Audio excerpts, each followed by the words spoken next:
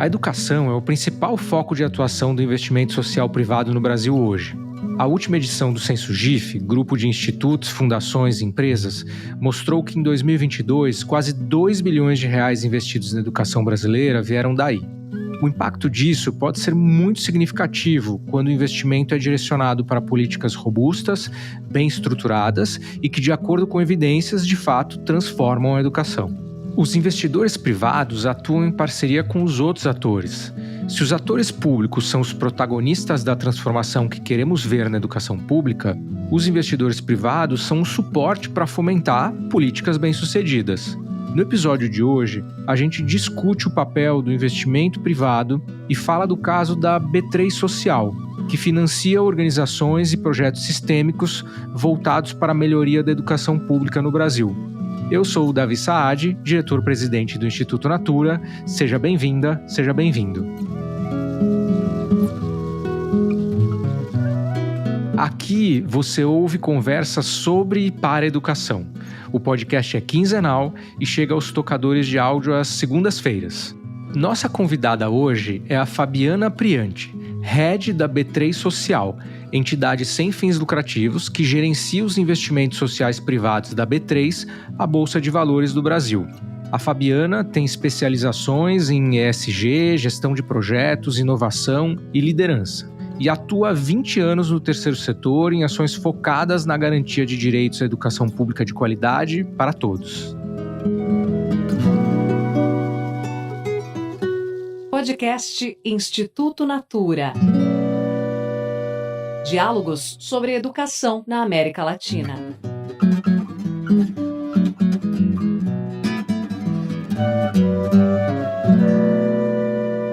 Oi, Fabiana. Gostaria primeiro de agradecer muito tua presença. Sei que as agendas sempre são complexas, então obrigado pelo tempinho que você tirou para conversar com a gente.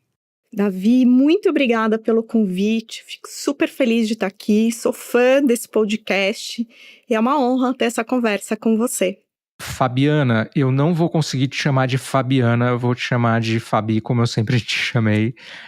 Acho que você não se importa, né? De forma alguma, vou até achar melhor, porque senão eu vou achar que você tá bravo. Quem me chama de Fabiana é minha mãe, né? Joia, Fabi. Então, antes da gente entrar diretamente na questão da B3 e de como vocês discutem a questão do investimento social privado, eu queria dar um passo anterior e começar contextualizando de uma maneira mais geral o papel e a importância do investimento privado na educação, né? Você tem muita experiência no terceiro setor, já viu esse investimento do setor privado acontecer de diversas formas. Eu queria um pouco aproveitar essa tua experiência para perguntar para você o que você acha que motiva esse investimento privado em geral, assim, não necessariamente só da B3, e que relevância você acha que tem esse investimento privado para a educação brasileira? Ótima pergunta, Davi. De qualquer ângulo que a gente olhe, os dados, eles mostram com muita clareza que fortalecer a filantropia significa gerar impacto real e positivo na vida das pessoas e na sociedade como um todo. Então, o futuro de toda e qualquer nação necessariamente passa por garantir que todas as crianças e jovens têm acesso a uma educação pública de qualidade. Isso é ponto comum. E é justamente por esse caminho ser o mais eficaz para a redução das desigualdades que a educação é a grande motivação para o nosso investimento, né? Acho que nós concordamos em relação a isso, que a melhoria da educação, ela exige mais do que boas intenções. A gente precisa de método e de visão de longo prazo, né? E agendas que são tão caras como a alfabetização e a matemática, elas não vão se resolver com soluções rápidas, né? Elas precisam de continuidade, de consistência e investimento financeiro ao longo de muitos anos, né? Que é uma questão importante e disruptiva para o investimento social privado, que infelizmente acaba muitas vezes sendo super pontual, né? Eu acho que sair dessa lógica, né, de projeto pontual e autoral para atuar de uma forma mais estratégica, colaborando com políticas públicas e dentro de coalizões, nós acreditamos que isso pode potencializar o campo, né? Então, acho que aqui também é um entendimento de que o investimento social privado, ele entra como um reforço ao papel do Estado, né? Ele não vai substituir o Estado, mas ele pode acelerar e pode impulsionar as iniciativas alinhadas às políticas públicas. Na sua fala de abertura, você trouxe o dado que na última edição do Censo GIF de 22, 23, o volume total de investimento social no privado foi de 4,8 bilhões. Desse montante, aproximadamente 2 bilhões foram destinados à educação, mas ainda de uma forma muito pulverizada. E a verdade é que o recurso atual que nós temos disponível ainda não é suficiente, né? A agenda de educação, ela é muito ampla, muito complexa, né? Então, para enfrentá-la, nós precisamos de mais aliados, mais alinhamento, mais recurso para investir de uma forma focada no que realmente transforma, né? A educação pública de qualidade, ela deveria ser uma preocupação de todos. O assunto de maior audiência está em todas as mesas de debate, né? Nossa, tua resposta tocou em vários pontos super importantes, né? A questão de como é que a gente não pulveriza energia, apoiar políticas públicas, não projetos pontuais, coalizões. Vou querer explorar todos esses pontos um a um.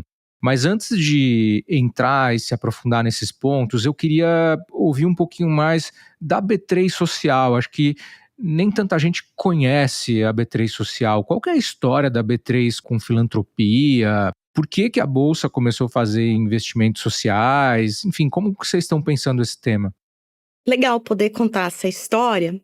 Em 2007, quando a Bovespa e a BMF se fundiram, elas já tinham separadamente as suas próprias ações de responsabilidade social corporativa, né? Mas, para gerenciar essas ações de uma maneira mais integrada, criou-se uma associação sem fins lucrativos. 10 anos depois, né, em 2017, com a criação da B3, nasceu a B3 Social, né, que é responsável pela gestão do investimento social da companhia. E em 2020, nós passamos a operar no modelo atual, que é exclusivamente grant maker. Exclusivamente nós apoiamos iniciativas que colaborem para melhorar a educação pública e brasileira. Essa escolha, ela foi feita por convicção de que essa é a principal alavanca para o desenvolvimento do país, né? Então, assim como a B3 é a principal infraestrutura do mercado financeiro, a B3 Social, ela investe na educação pública, na infraestrutura da educação pública, né? E a mesma diligência que nós aplicamos no negócio, né, buscamos fazer com o investimento social também. Então, foco, consistência e uma busca constante por resultados robustos, né? Então, aqui um rápido sobrevoo. A B3 Social, ela é responsável pelo investimento em projetos de educação, pela gestão das leis de incentivo da B3, exceto o Rouanet, pelo voluntariado corporativo, fundo emergencial e de indução de boas práticas no investimento social privado, né? Em 2005, nós estamos completando 5 anos de reestruturação e, ao longo dessa breve história, nós destinamos mais de 290 milhões para mais de 1.000 projetos em todos os estados brasileiros, né? A nossa lógica, a nossa estratégia é guiada pelo investimento sistêmico. Então, em vez de tentar resolver pedaços dos problemas, né, de uma forma isolada, nós olhamos para o todo, uma visão de longo prazo e articulação entre diferentes atores nessa transformação estrutural, né? Não é só aliviar os sintomas, mas enfrentar as causas mais profundas dos desafios para a melhoria da educação pública. Muito interessante você estar falando isso. Eu acho que um dos problemas que a gente vive no ecossistema da educação e talvez em outras agendas também sociais e que não é tão aparente é o quanto a dispersão de milhões não, mas milhares de projetos que a gente faz normalmente envolvendo o setor público, o quanto isso gera uma dispersão e às vezes até atrapalha para fazer políticas públicas estruturantes. E eu acho que, fazendo um reconhecimento aqui, eu acho que a B3, principalmente nos últimos anos, vem olhando para evitar um pouco essa dispersão e focar, como você falou, em iniciativas mais transformadoras, mais robustas, e eu acho que isso vem ajudando bastante o ecossistema, inclusive, a se estruturar. Então, faço esse reconhecimento aí ao trabalho de vocês nesse sentido. E aproveito para perguntar, Fabi, se na B3, dentro dessa parte de educação, vocês têm temas mais específicos que vocês estão buscando trabalhar. Dentro dessa perspectiva de melhoria estrutural da educação pública, nós investimos prioritariamente em 3 grandes temas. O primeiro deles é a alfabetização. A gente sabe que uma criança que não aprende a ler e escrever na idade certa, ela tem muito mais chance de abandonar a escola e muito menos chance de desenvolver o seu pleno potencial, né? E, infelizmente, hoje no Brasil, uma parcela enorme de crianças termina o 2º ano do ensino fundamental sem estar alfabetizado, né? Isso não é um desafio educacional, isso é um desafio social, né? Então, nesse tema, nós apoiamos a Associação Bem Comum, que atua em 18 estados e dezenas de municípios, para garantir a educação de qualidade, com ênfase na alfabetização até os 7 anos de idade, né? E esse é um excelente exemplo de co-investimento que nós fazemos com o Instituto Natura, com a Fundação Lehman e outros importantes parceiros, né? O segundo grande tema para nós é a matemática, né? E essa é uma das áreas mais críticas na educação do Brasil, né? Os dados mostram que a maioria dos estudantes não consegue resolver problemas básicos. E a matemática está no centro da vida cotidiana, está no centro da tomada de decisões, desde calcular um troco a interpretar dados, né? Tomar um empréstimo, atuar no mundo do trabalho, né? Mas, infelizmente, a maioria dos estudantes brasileiros não domina nem os conceitos básicos, né? Então, aqui nós temos investido em iniciativas com grande potencial de impacto. Um exemplo é a parceria com o Instituto Reúna, na criação de uma frente dedicada a fortalecer o ensino e aprendizagem de matemática no nível nacional, com foco em incidência e transformação sistêmica, né? Um terceiro tópico, um terceiro tema novo e extremamente importante é o combate aos impactos das mudanças climáticas na educação. Digamos que tenhamos descoberto as melhores metodologias para garantir a alfabetização na idade certa e o ensino e aprendizado de matemática.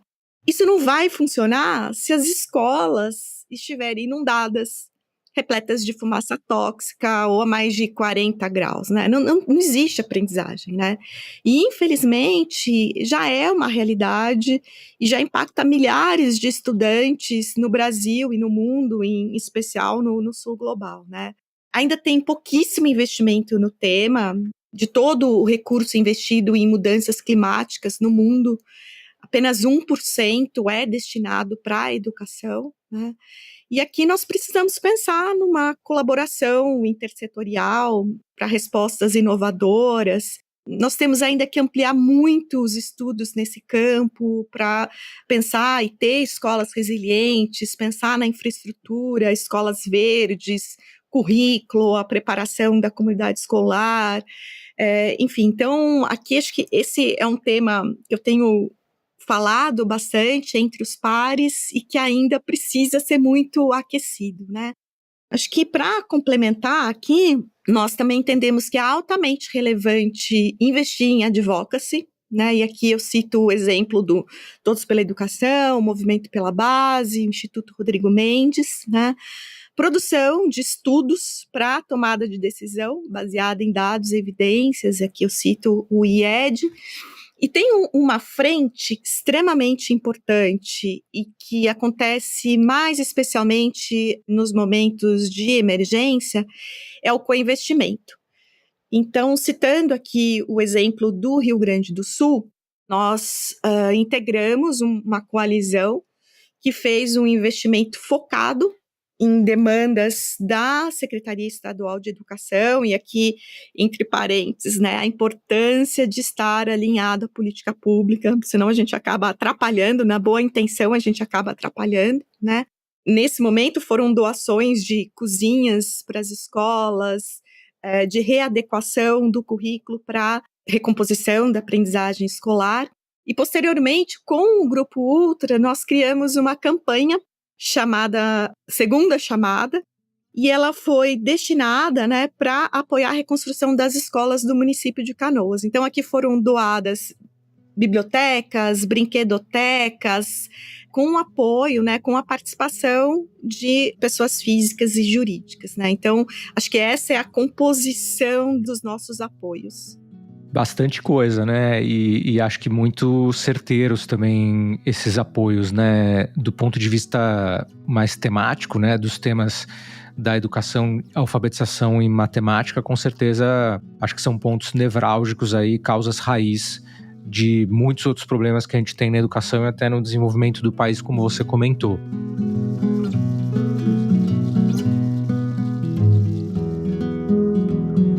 Fabi, eu acho que você falou ao longo dessa conversa já vários pontos que eu considero muito importantes na atuação do investimento social privado, que realmente podem contribuir, né? Então você falou em, temos que apoiar as políticas públicas, melhor que seja em coalizão, quero ver resultado, tem que ser coisas transformadoras e tal.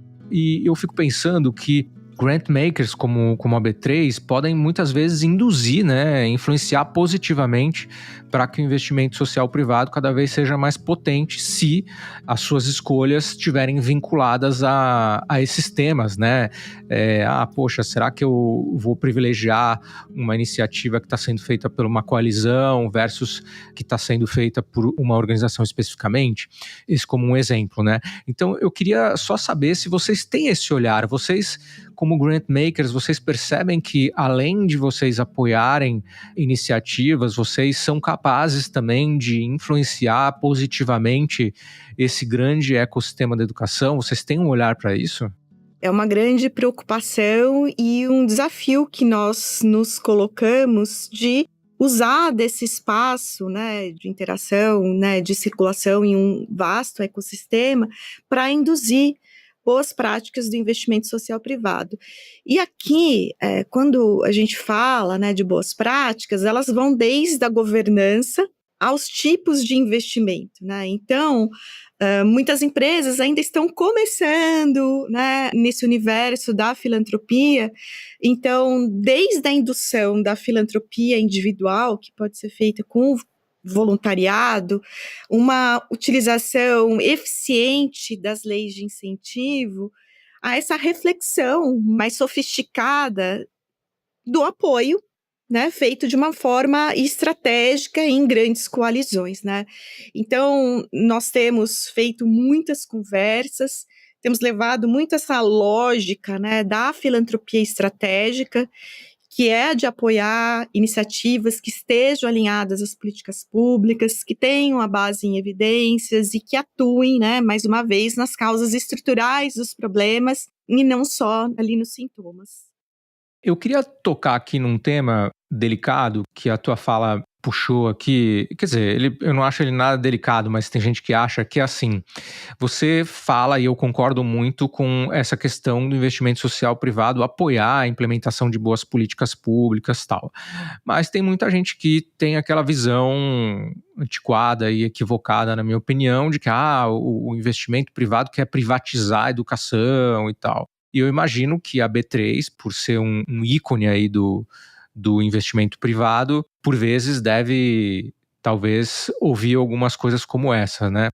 Como que você vê isso? Como que você trata essa questão? Você consegue ver essa separação óbvia entre essas duas coisas? Como é que você vê essa questão do investimento privado que não tem nada a ver com privatizar a educação? Olha, Davi, talvez tenha sido uma sorte. Por onde nós temos circulado, não tenho percebido esse tipo de visão, apesar de saber que ela existe e já ter me deparado com ela em outros momentos. E, infelizmente, a gente tem aqui um grande desafio, e que perpassa por vários outros temas, que é a agenda negativa, né? Então, infelizmente, o que vai aparecer, né, para o grande público sobre a filantropia são as pautas negativas. Mas eu acredito muito na cultura do exemplo, nessa visão do copo cheio, nesse otimismo. Então, em todas as interações, nós vamos justamente com esse olhar, né, para desmistificar a filantropia, né, e para fazer essa convocatória.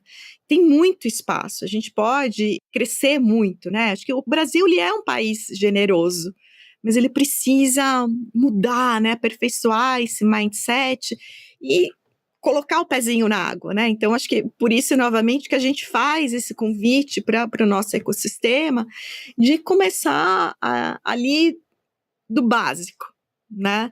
O investimento até atingir a maturidade e, novamente, né, atuar em causas estruturantes, em coalizões. Eu estou me repetindo o tempo inteiro, mas é porque essa é a mensagem central, né? E o tempo inteiro nós estamos batendo nessa tecla, acho que inclusive, né, Davi, nas nossas conversas, isso é o nosso grande desejo, né? E acho que é importante mesmo bater nessas teclas, Fabi, acho que você está bem certa. A gente tem comentado aqui na lógica de um ecossistema coerente, né?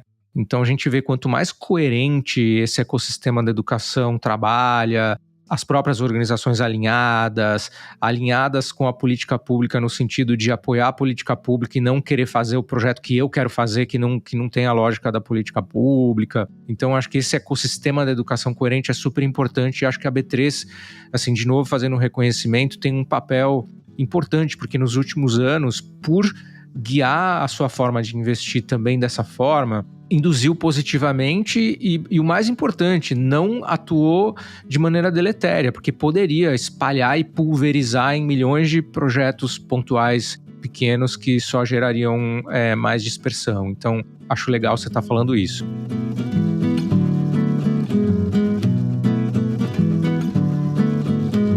Agora, eu também queria ouvir de você, Fabi, sobre o futuro, assim. Entendi que é assim que a B3 está trabalhando e tal, mas vocês têm um olhar de coisas novas para o futuro? O que vocês estão pensando, assim, para os próximos anos? Aqui eu vou pegar a carona na pergunta anterior, né? E olhando para os próximos anos, o nosso plano é continuar aprofundando numa filantropia mais estratégica, colaborativa, né? E voltado para resultados efetivos na vida das pessoas, né?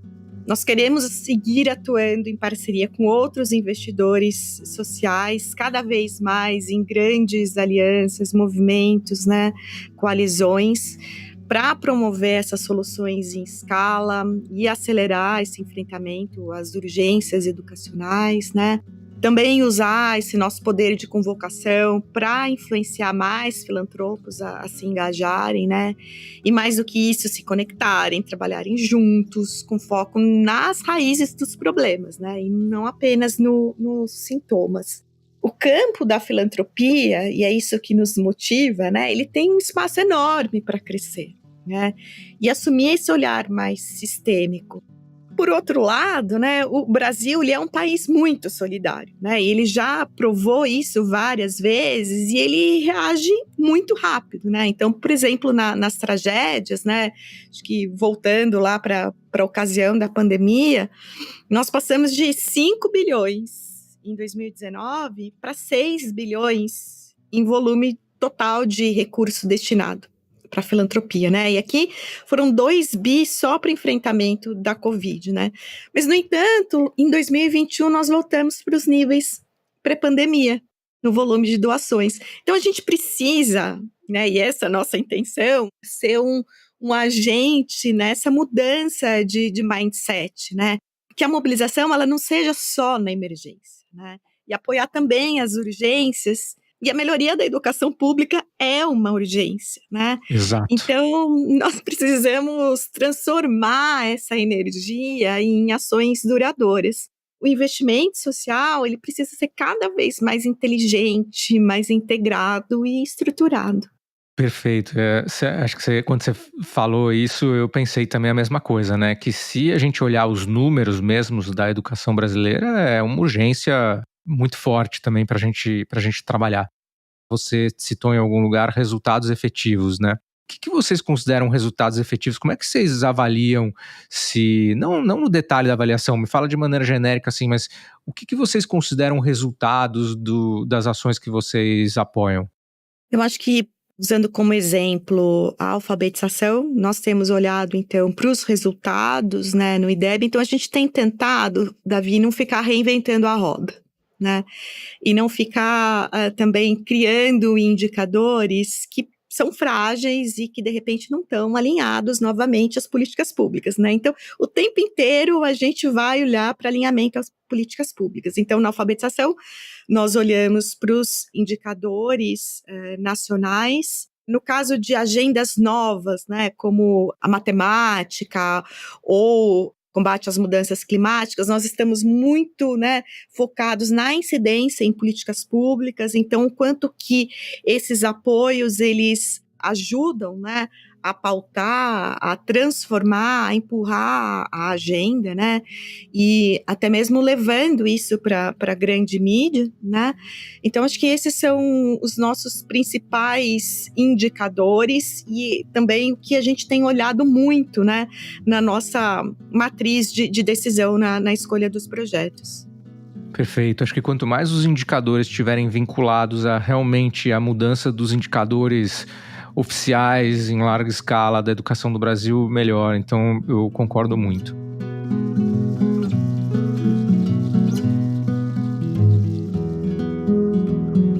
Fabi, para finalizar aqui, faço uma pergunta que eu tenho feito para todo mundo e fico sempre muito curioso para ouvir, que é assim, qual que é, na tua opinião, o sonho possível para a educação brasileira em 10 anos? E aí, quando eu falo sonho possível, eu quero um pouquinho de sonho, mas também com uma visão da realidade. O que você acha que pode acontecer com a educação brasileira em 10 anos?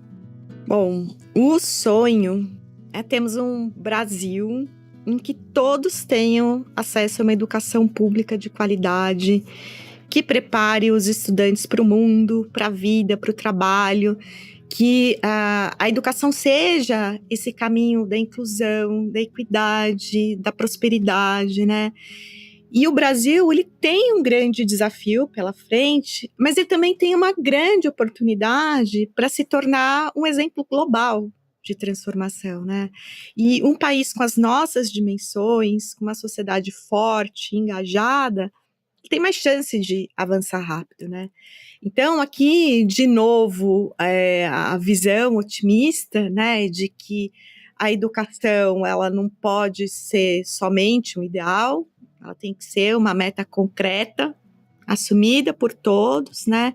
E a filantropia organizada, focada, ela pode impulsionar essa agenda, mas a gente tem que assumir o papel, não podemos nos omitir. E aqui sim, eu acredito que com esse foco, com compromisso, um sonho será uma realidade possível. Muito bom, Fabi. Então vamos junto perseguir esse sonho aí que não é só seu nem meu, deve ser de muita gente. Super obrigado pela conversa aqui. Acho que você elucidou várias coisas importantes sobre a B3, sobre a filantropia e tocou em pontos que eu considero também muito nevrálgicos para o investimento social privado e para a filantropia. Então, queria te agradecer muito aí pela presença. Davi, eu que agradeço pelo espaço, é sempre muito bom conversar com você, sempre aprendo muito. E eu fico aqui com a esperança de que mais pessoas se juntem a essa nossa agenda e que coloquem a educação onde ela merece estar, que é no centro das decisões. Esse episódio está terminando. Não esquece de seguir o podcast no seu tocador favorito e de deixar um comentário contando o que você achou. Você pode nos escrever pelas redes sociais ou pelo Spotify. O Eric Menezes escreveu pelo LinkedIn comentando sobre o episódio que trata do impacto dos professores no aprendizado. Muito bom ver essa homenagem do Instituto Natura a quem realmente faz a diferença no dia a dia dos alunos, os professores. Curioso para ouvir um novo episódio do podcast, disse o Eric. Obrigado pela mensagem. Obrigado também a você por nos ouvir e às consultoras de beleza e à equipe de Natura Crer Pra Ver, que viabilizam o trabalho do Instituto Natura. O próximo episódio chega em 15 dias. Até lá! Este podcast é uma produção do Estúdio Guarda-Chuva para o Instituto Natura. A edição é do Matheus Marcolino, a sonorização e a mixagem são do Pedro Ianzur. A trilha sonora é da Estela Nesrini e da Todo Canto Produção Cultural. Pelo Instituto Natura, a coordenação de comunicação é da Raquel Mello.